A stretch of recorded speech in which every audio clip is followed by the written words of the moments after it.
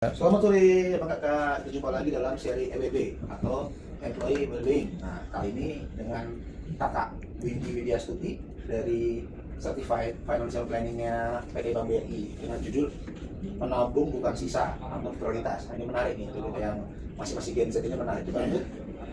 Oke. Nah, kita lihat nih, selama ini kita nabung dan tidak tarik sampai akhir bulan kah, yang gitu. Siapa yang masih tiap bulan menabung tapi tabungannya nambah-nambah? Cek. Oke, next. Ada yang salah dengan cara kita menabung. Oke. Ini beberapa dilema nih dalam KDP masa depan. Pertama, hidup orang Indonesia terlalu lama nih, 72 tahun usianya. Usia harapan hidup rata-rata Indonesia menjadi hampir 2 kali lipat dibandingkan masa awal kemerdekaan. Sementara fakta kehidupan kita berusia 60 tahun adalah hanya 1% yang kaya raya, sementara 49% bergantung pada orang lain. Dari data BPS, setiap 100 orang penduduk usia produktif harus menanggung setidaknya 17 orang penduduk lansia. Generasi sandwich disebut sulit punya rumah. Bagaimana solusinya? Oke, next. Nah, inflasi mengalahkan investasi. Orientasinya Tahu Pak? nggak 100% dari itu. Coba balik dulu. 50 50 satu ya. 9 Pas. ya, pas 9 ke 150. Oke, next. Nah, tantangannya adalah inflasi mengalahkan investasi. Nah, kita lihat ini nih. Yang menabung itu inflasi tahunan sampai dengan angka 6%, hampir 6% di tahun 2022. Sementara tren di Indonesia sendiri untuk menabung emas cukup tinggi, namun sebagian adalah di 59% itu di emas, properti 28, dan lainnya 37%. Sementara untuk investor besar modal sendiri pada bulan Agustus 2024 itu sudah 13,66 juta. Next. Oke, ada 3 hal nih yang akan diskusikan: mindset keuangan, perencanaan keuangan, menabung, berinvestasi yang efektif. Oke, next. Mindset keuangan. Nah, ini sebuah lingkaran nih, gajian, biaya cicilan, biaya hidup, utang, menabung, bayar gajian, dan seterusnya. Inilah circle yang saat ini diterima oleh pekerja. Nah, inilah mindset keuangan karyawan. Nabung itu kalau ada sisa, merasa bahwa masuk stabil dengan keuangan aman, uang hampir habis karena gaya hidup, berpikir bahwa ada jaminan pensiun dari kantor, baru sadar ketinggalan kamu akan sudah terlambat. Oke, utang itu wajar, selalu bisa bayar cicilan, selalu merasa menjaga cadangan dengan utang. Oke. Nah, tantangan keuangan pekerja, mengapa sulit menabung sih? Nah, ini ada 5 nih yang diambil secara garis besar. Membandingkan diri dengan orang lain, tidak memiliki tujuan keuangan, tidak mampu menentukan keinginan, sulit menentukan prioritas dan inflasi dari gaya hidup. 52% pegawai tetap di sektor publik belum memiliki dana darurat. Rata-rata saving rasio pekerja Indonesia adalah kurang 15% dari pendapatan. Oke. Nah, di direct effect. Nah, ini adalah kebutuhan, sebenarnya bukan kebutuhan tapi keinginan ini ya, karena adanya mantel bulu itu tebal, sebenarnya kita berada di negara tropis sehingga ini nggak terpakai, dan adanya suatu susunan bangunan atau ruangan yang cukup estetik, namun kayaknya ini kurang cocok dengan kondisi di negara tropis atau di ruangan itu sendiri. Kenaikan satu part dalam hidupmu akan berdampak pada kenaikan pengeluaran lainnya. Oke, next. Perencanaan keuangan. Nah, apa itu perencanaan keuangan? Perencanaan keuangan adalah satu proses komprehensif untuk mencapai tujuan keuangan yang diinginkan dan mempertimbangkan manajemen risiko dan pengembangan aset. Ada 3 saat ini, ada strategi. Strateginya adalah disandingkan sama tujuan keuangan. Masa kini adalah pengeluaran rumah tangga, kewajiban rutin, pengeluaran rutin bulanan, atau masa depan adalah kebutuhan pendidikan anak, kebutuhan dana haji, dan kebutuhan dana pensiun. Oke, next. Nah, ini kalau kita lihat lari. Nah, bedanya pasti sama yang kiri sama yang kanan. Laptopnya? Nah, kalau yang kiri itu adalah orang yang benar-benar berolahraga lari dengan konsep yang simple. Sementara yang sebelah kanan adalah olahraga lari dengan beberapa aksesoris tambahan, contoh kacamata, topi, botol minum, dan tas untuk menyimpan alat komunikasi. Jadi sebenarnya kita sekarang membicara prioritas, apakah kita mau olahraganya atau mau olahraga secara kasual, kan gitu. Oke, next. Nah, tahapan dalam financial planning. Pertama, financial check up, kemudian penetapan tujuan keuangan, ketiga mengelola cash flow, keempat investasi, proteksi, dan terakhir kita evaluasi. Nah, seberapa sehat sih kebiasaan finansialmu? Oke, kita lihat.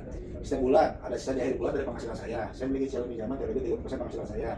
Saya mampu menyisihkan minimal 10% dari penghasilan saya ke tabungan. Jika ada dana darurat, saya ambil dari kebutuhan lain. Saya selalu membeli sesuatu yang saat duitnya ada, bukan menggunakan pay later. Oke. Jadi saya selalu mencatat pengeluaran setiap bulan dan mengevaluasi di akhir tahun. Oke. Financial check up, cash flow positif. Kita mesti memiliki cash flow yang cukup positif. Cicilan utang maksimal 30% dari penghasilan.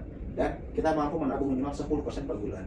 Keuangan dikatakan sehat apabila pengeluaran lebih rendah daripada penghasilan. Cicilan utang tidak lebih dari 30% dan mampu menabung minimal 10% dari penghasilan. Nah, kita mesti menetapkan tujuan keuangan. Apa sih tujuan keuanganmu? Apakah membayar utang? atau beli rumah, atau dana pendidikan, atau anak, atau malah menyimpan dana pensiun. Jangan lupakan tujuanmu, fokus untuk mencapainya. Oke. Kebutuhan finansial setiap fase.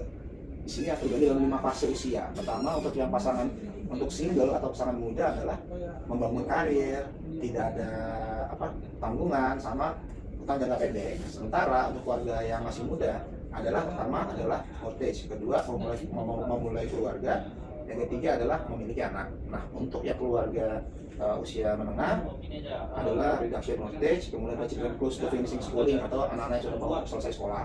Nah, untuk yang pre-retire atau persiapan pensiun biasanya mortgage atau tanggungan itu almost paid off, kemudian low debt atau utang rendah, sama anak-anak sudah mulai mandiri. Nah, ketika kita masih di usia pensiun, tidak lagi bekerja, kemudian hutang sudah lunas, pemasukan berasal dari tabungan. Nah, ini beberapa kebutuhan. Ini ada piramida keuangan, terdiri dari pertama cash flow, dana darurat, keuangan utang, kemudian ada manajemen risiko, setelah itu adanya investasi tujuan keuangan, terakhir mengarah ke dana pensiun penghasilan pasif, dan distribusi kekayaan waris dan hibah.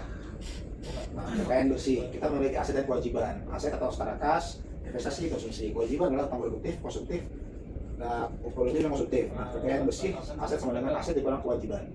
Nah, next. Tadi? Oh iya, ini. Goal saat pensiun. Nah, kita berharap ya untuk kita juga, saya pribadi juga punya goal saat pensiun adalah kita bebas dari hutang, punya tempat tinggal tetap, punya dana darurat, punya asuransi kesehatan, bisa memenuhi kebutuhan sehari tanpa bekerja, sehat fisik dan mental dan finansial. Jadi tua, tapi kita butuh biaya juga kan gitu. Oke. Nah, mapping cash flow ada 3 yang bisa kita mapping nih: gaji pokok, THR, sama bonus. Nah, gaji pokok untuk apa sih pengeluarannya? Kebutuhan rutin, cicilan, sosial, lifestyle. THR untuk apa sih kebutuhannya? Zakat, lebaran, mudik, pelunasan utang. Oke. Nah, bonus dan penghasilan lainnya untuk apa sih pengeluarannya? Kebutuhan tahunan, butuh saving, dana darurat, liburan, mungkin kita butuh self reward juga. Sudah siapkah cash flow-mu? Nah, di sini ada pie chart ya, bisa dilihat ada persentase kebutuhan yang sudah kita keluarkan. Berapa persen untuk biaya hidup, cicilan, lifestyle, tabungan, dan sosial. Nah, investasi sesuai tujuan. Nah, kita memiliki investasi dibagi menjadi 2, yang low risk per return atau high risk per return. Ada jangka pendek, menengah, dan panjang. Nah, untuk jangka pendek investasinya apa? Dana darurat untuk dana darurat atau untuk dana menikah. Contohnya apa sih? Tabungan, reksadana. Sementara untuk jangka menengah, apa sih investasinya? Untuk umroh, S2, S3, rumah pertama. Nah, apa yang perlu dicapai? Menggunakan apa? Reksadana, pendapatan tetap. Dan untuk jangka panjang seperti dana pensiun, untuk situ passive income, apa yang dibutuhkan untuk investasinya? Reksadana saham, bisnis, atau saham. Mengelola risiko. Kalau sakit, kita punya asuransi kesehatan, BPJS, Askes, kantor. Meninggal dunia saat anak masih kecil, kita memiliki asuransi jiwa. Hidup terlalu lama, kita memiliki dana pensiun dan akses masa tua. Itulah risiko-risiko yang harus kita kelola. Next. Oke, next. Next. Nah, siapa sih yang butuh asuransi jiwa? Pertama, Batman, karena pekerja berisiko tinggi kematian. Kedua, Fred Flintstone, hidup di jalan batu atau gaya hidup rendah. Yang ketiga, Rachel Green, gaya hidup tinggi, fashion adalah segalanya. Nah, sebenarnya yang butuh asuransi jiwa sebenarnya Batman, tapi kita bukan Batman, karena pekerja berisiko tinggi kematian, setiap hari bisa mati kan gitu. Iya, kemarin dibilang Fred Flintstone. Oh, kenapa Fred Flintstone? Iya, karena ada di sini penjelasannya. Oh, oke. Dia punya anak-anak yang harus dia biayai nantinya. Anak dan istri kayak gitu. Hidup di zaman batu sama dengan gaya hidup rendah. Oke, next. Smart money habits. Oke. Nah, caranya gimana sih biar kita memiliki kebiasaan untuk menyimpan uang dengan cerdas? Mencatat pengeluaran, menggunakan privilege BUMN, yaitu payroll saving, asuransi pelatihan, dan pensiun. Ketiga, delaying gratification, atau kita menunda penghargaan untuk kita. Next. Cara menabung yang benar. Pertama, buat budget. Kedua, tentukan berapa tabungan. Ketiga, pilih instrumen yang tepat. Keempat, set auto bet. Kelima, menabung sesuai arus kas. Keenam, menabung sesuai tanggal. Dan terakhir adalah konsisten melakukan ini semua. Oke, ini kalau kita punya barang yang punya 1 miliar ya, buat apa ya? Oke, next. Next, investasi. Nah, next. Nah, ini ada beberapa contoh orang yang memiliki usia pensiun, usia produktif, dan penghasilan maupun dana pensiun yang dia punya. Next. Mulai dari sekarang, bukan nanti. Ubah mindset kalau ada sisa, jadi harus disisihkan. Mulai dari kecil, yang penting rutin. Tabungan sama dengan kebebasan memilih, bukan sekedar saldo. Menabung bukan tentang seberapa besar gajimu, tapi seberapa besar tekadmu menjaga masa depan.